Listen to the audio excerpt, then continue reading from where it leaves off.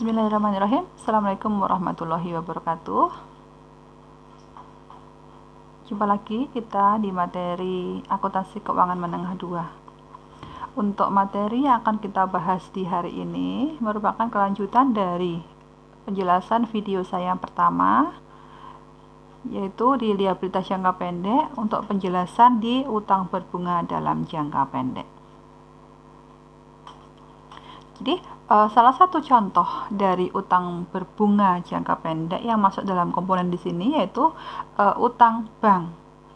Sebenarnya yang disebut dengan utang bank itu apa? Itu utang yang ditarik oleh suatu entitas pada saat entitas itu memerlukan tambahan dana untuk jangka waktu tertentu, dan nanti untuk pengembalian terkait dengan utang tadi tergantung dari situasi atau sesuai dengan perjanjian kredit antara entitas dengan pihak perbankan. Jadi untuk utang bank ini sering dijumpai nanti untuk pencatatannya dalam laporan posisi keuangan suatu entitas.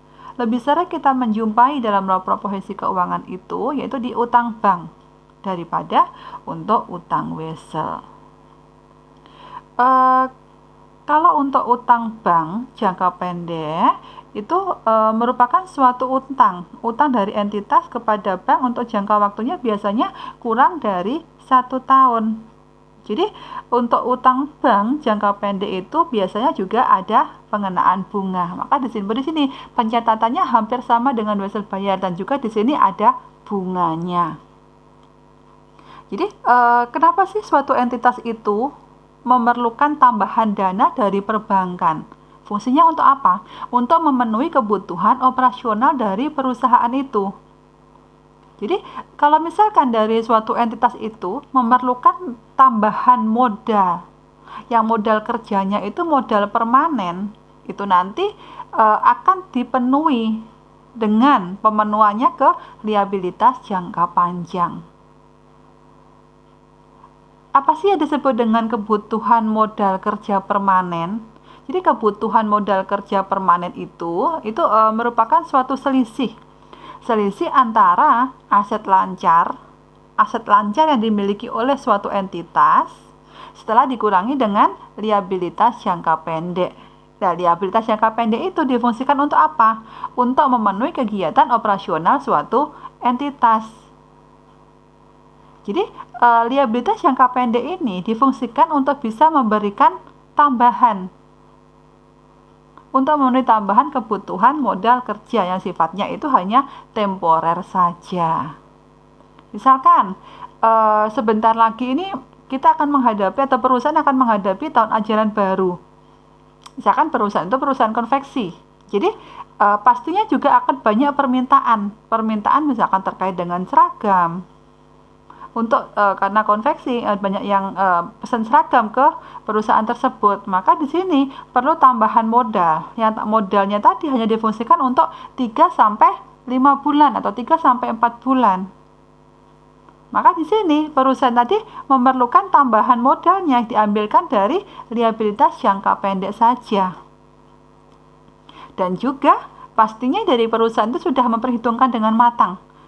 Kalau misalkan nanti diambilkan dari liabilitas jangka pendek atau hutang dari perbankan yang itu jangka waktunya 5 bulan, besarnya bunga yang harus ditanggung oleh perusahaan itu pastinya lebih kecil daripada keuntungan yang akan didapat perusahaan dengan adanya investasi tersebut. Jadi liabilitas jangka pendek itu bisa juga berbentuk utang dalam jumlah tertentu, tapi jangka waktunya jangka waktu pendek atau disebut dengan line of credit atau standby loans-nya. Jadi untuk utang bank jangka pendek ini biasanya ditarik oleh suatu perusahaan pada saat perusahaan itu memerlukan tambahan modal, tambahan dana, jangka waktunya jangka waktu yang kurang dari 1 tahun, dan pengembaliannya juga nanti sesuai dengan perjanjian kredit seperti yang saya sampaikan di awal tadi. Ya, walaupun ada bunganya yang harus ditanggung oleh entitas, tapi bunga tadi pastinya juga jumlahnya tidak lebih besar daripada investasi yang diterima. Pasti bunganya akan lebih kecil dari nanti hasil investasi yang diterima oleh perusahaan. Jadi ini ada contoh dari perhitungan utang bank jangka pendek. Untuk contoh soal ini saya ambilkan dari buku Dwi Martani. Buku Dwi Martani untuk bab 11 halaman 9.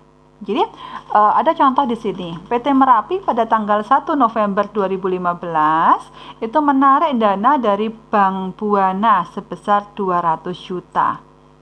Jadi di sini jurnalnya dibuat pertama yaitu di tanggal 1 November 2015-nya.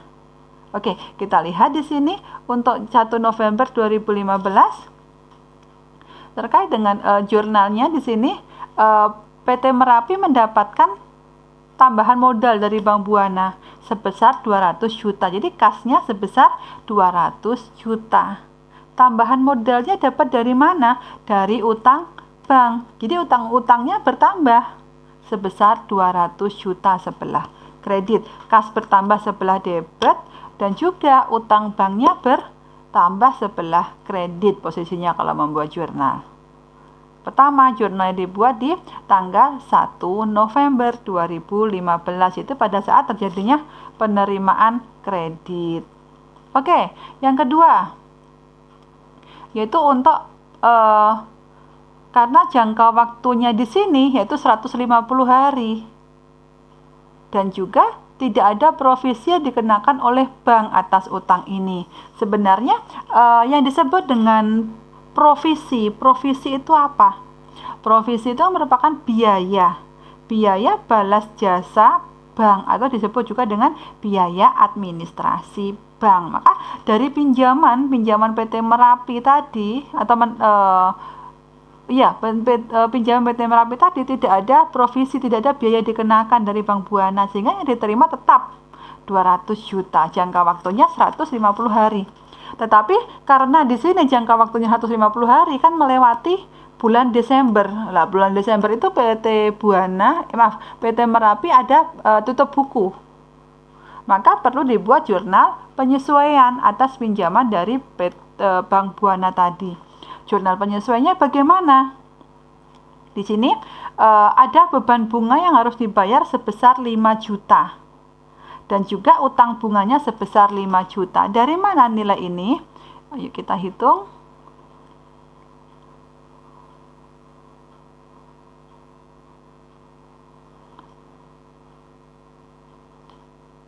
Oke, untuk bunganya di sini kita hitung.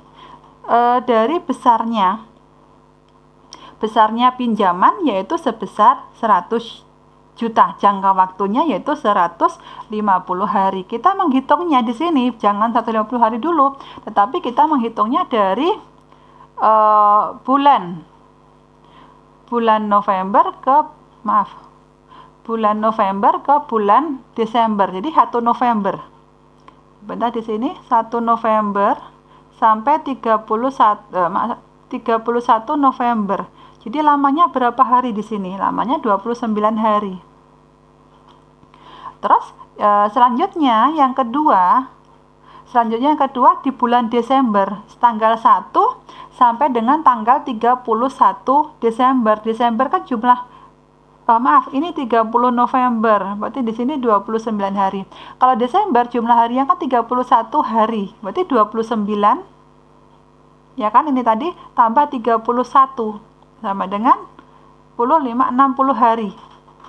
Oke, jadi dari tanggal 1 November sampai dengan 31 Desember kita menghitung besarnya bunga yang harus dibayar oleh PT Merapi itu berapa.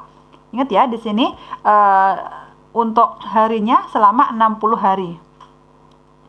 Oke, 60 hari, bentar. Di sini 60. Ini ya, 60 per 1 tahun berapa lamanya? 1 tahun sama dengan 365 hari. Oke, 360 dikali besarnya bunga tadi berapa? 15%. Dikali dengan besarnya pinjaman tadi berapa?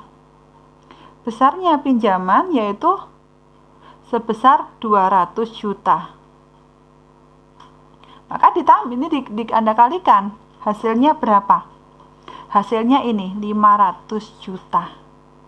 Jadi nilai 5 juta itu merupakan bunga yang harus dibayar oleh PT Merapi. Beban bunganya sekian, 5 juta, utang bunganya 5 juta. Karena di bulan Desember PT Merapi sudah melakukan tutup buku. Oke, selanjutnya ya. Nah, ini tadi penghitungan harinya itu dapatnya dari sini. Pertama, ini saya ulang lagi. Kan pinjaman dari Bank Buana kan di tanggal 1 November.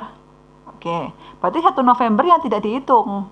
Bulan November itu jumlah harinya yaitu 30 hari. Maka kita menghitungnya hanya dari tanggal 2 sampai tanggal 30. Maka di sini untuk harinya itu selama 29 hari.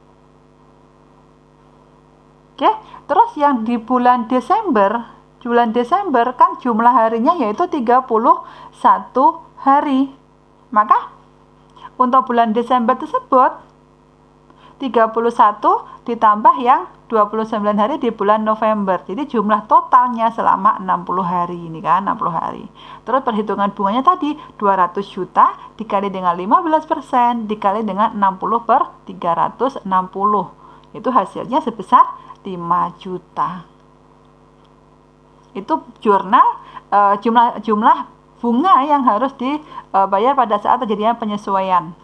Oke, sekarang bagaimana jurnal saat utang jatuh tempo? Jatuh temponya kapan? Tadi disebutkan kalau pinjaman tadi jangka waktunya 150 hari.